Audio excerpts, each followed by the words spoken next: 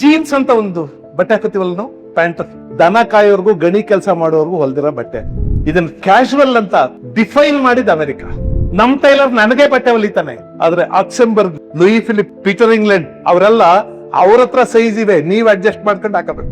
ನಮಗೆ ಅಂತ ಮೆಟ್ಟು ಹೊಲದ ಪುಣ್ಯಾತ್ಮ ಅವನೆಲ್ಲ ಮರದಲ್ಲಿ ಕೂತ್ಕೊಂಡು ಪಾಪ ₹5 ₹10 ಇಸ್ಕೊತಾನೆ. ಅವರು 7 8 9 10 11 12 ಅಂತ ನಂಬರ್ ಮಾಡ್ಕೊಂಡವ್ರಲ್ಲ. ನೀವ್ ಹೋಗಿ ನಿಮ್ಗೆ ಆಗಲ್ಲ ಸರ್, ನಿಮ್ ಕಾಲ್ ಸರಿ ಇಲ್ಲ ಅಂತ ನಾವು. ಪಿಜ್ಜಾ ಹಟ್ ಮೇನ್ ರೋಡ್ ಅಲ್ಲಿ ಇರ್ತದೆ, ಉಡುಪಿ ಬ್ರಾಹ್ಮಣರ ಫಲಹಾರ ಮಂದಿರ ಮೂಲೆಯಲ್ಲಿ. ನೀವು ಯಾವ ಉಡುಪು ಹಾಕೋಬೇಕು ಅಂತ ಅಮೆರಿಕ ಡಿಫೈನ್ ಮಾಡ್ತಾ ಇದೆ. ನೀವು ಏನ್ ಊಟ ತಿನ್ಬೇಕು ಅಂತ ಅಮೆರಿಕ ಡಿಫೈನ್ ಮಾಡುತ್ತೆ. ನಿಮ್ ಬ್ಲಡ್ ಪ್ರೆಷರ್ ಎಷ್ಟಿರ್ಬೇಕು, ನಿಮ್ ಶುಗರ್ ಲೆವೆಲ್ ಎಷ್ಟಿರ್ಬೇಕು ಅಂತ ಅಮೆರಿಕ ಡಿಫೈನ್ ಮಾಡುತ್ತೆ, ಅಥವಾ ವೆಸ್ಟ್ ಡಿಫೈನ್ ಮಾಡುತ್ತೆ. ಪಶ್ಚಿಮ ಎಷ್ಟು ವೇಗವಾಗಿ ನಮ್ಮ ಒಳಗೆ ನುಗ್ಗುತ್ತಿದೆ ಎಂದರೆ ನಾವು ತಡೆದುಕೊಳ್ಳಲು ಸಾಧ್ಯವಾಗುತ್ತಿಲ್ಲ. ನಮ್ಮ ಫ್ಯಾಮಿಲಿ ಸಿಸ್ಟಮ್ ಇತ್ತಲ್ಲ, ಅದನ್ನ ಶಿಥಿಲಗೊಳಿಸಿದ ಅಮೆರಿಕ. ನಮ್ಮ ಕೌಟುಂಬಿಕ ಮೌಲ್ಯಗಳು ಶಿಥಿಲವಾಗ್ತಿರೋದೇ ನಾವು ಲಾಭ ಬದುಕರಾಗಿದ್ದ. ಎಲ್ಲಿಂದ ಶುರು ಆಯ್ತು ಅಂದ್ರೆ, ಮಗನ್ ಮದುವೆ ಮಾಡಿದ್ರೆ ಏನ್ ಲಾಭ ಆಗ್ಬೋದು ಅಂತ ಅಪ್ಪ ಅಮ್ಮ ಯೋಚನೆ ಮಾಡಕ್ ಶುರು ಮಾಡಿದ್ರಲ್ಲ, ಅಲ್ಲಿ ಕುಟುಂಬಗಳು ಹಾಳಾಗೋಕ್ ಶುರು. ಮಗನ್ ಮದುವೆ ಮಾಡಿ ಕಳಿಸ್ಬಿಟ್ರೆ ನಮಗೇನೇನ್ ಲಾಭ ಆಗ್ಬೋದು ಅಂತ ಅಪ್ಪ ಅಮ್ಮ ಯೋಚನೆ ಮಾಡಕ್ ಶುರು ಮಾಡಿದ್ರಲ್ಲ, ಅಲ್ಲಿ ಕುಟುಂಬಗಳು ಹಾಳಾಗ್ ಶುರು. ಒಬ್ಬ ಹುಡುಗ ಹುಡುಗಿ ಮದುವೆ ಆಗೋದು ಅಂತಂದ್ರೆ, ನಾವೆಲ್ಲ ಓದ್ತಿದ್ ಕಾಲದಲ್ಲಿ ಬಹಳ ಇಮೋಷನಲ್ ಆಗಿರೋರು ಹುಡುಗರು. ಸುಮ್ನೆ ಅವಳು ಚೆನ್ನಾಗಿದ್ದಾಳೆ ಅಥವಾ ಅವ್ನು ಚೆನ್ನಾಗಿದ್ದಾನೆ, ಅವಳು ಚೆನ್ನಾಗಿ ಮಾತಾಡ್ತಾಳೆ ಅಥವಾ ಇವ್ನು ಚೆನ್ನಾಗಿ ಮಾತಾಡ್ತಾನೆ, ಅವ್ನು ಚೆನ್ನಾಗಿ ಹಾಡ್ತಾನೆ ಅಥವಾ ಇವ್ನು ಚೆನ್ನಾಗಿ ಹಾಡ್ತಾನೆ, ಮದುವೆ ಆಗ್ಬಿಡೋರು ಅಷ್ಟಕ್ಕೆ.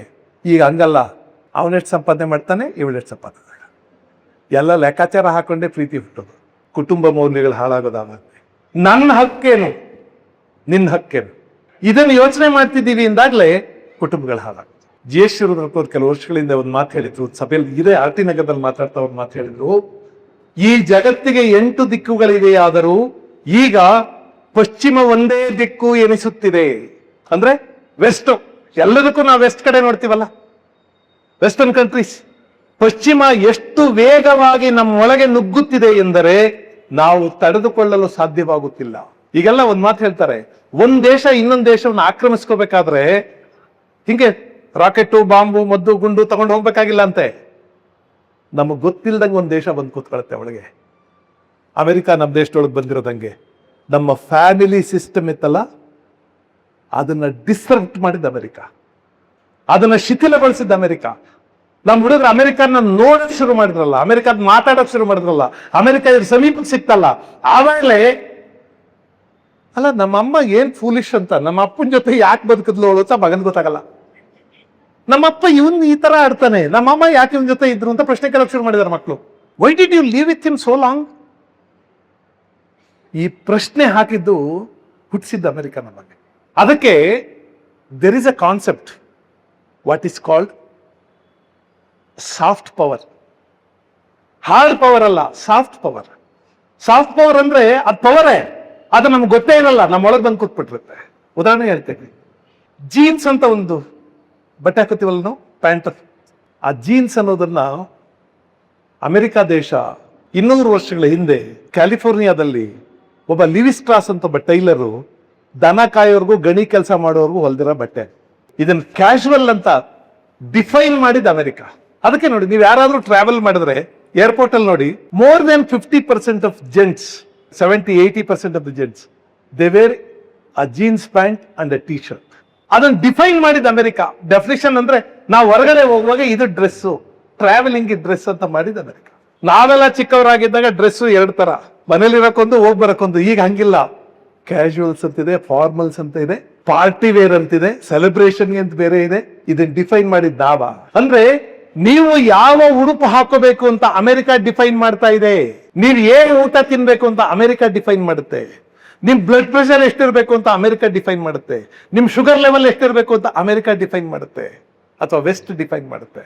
ನಮಗೆ ಗೊತ್ತಲ್ವಾ, ಪಿಜ್ಜಾ ಹಟ್ ಮೇನ್ ರೋಡ್ ಅಲ್ಲಿ ಇರ್ತದೆ, ಉಡುಪಿ ಬ್ರಾಹ್ಮಣರ ಫಲಹಾರ ಮಂದಿರ ಮೂಲೆಯಲ್ಲಿ. ಗಾಂಧಿನಗರದಲ್ಲಿ ಮುದ್ದೆ ಮಾದಪ್ಪನ ಹೋಟ್ಲು ಅಂತಂದಿದೆ, ಅದನ್ನ ನೀವು ಹುಡುಕೊಂಡು ಹೋಗ್ಬೇಕು.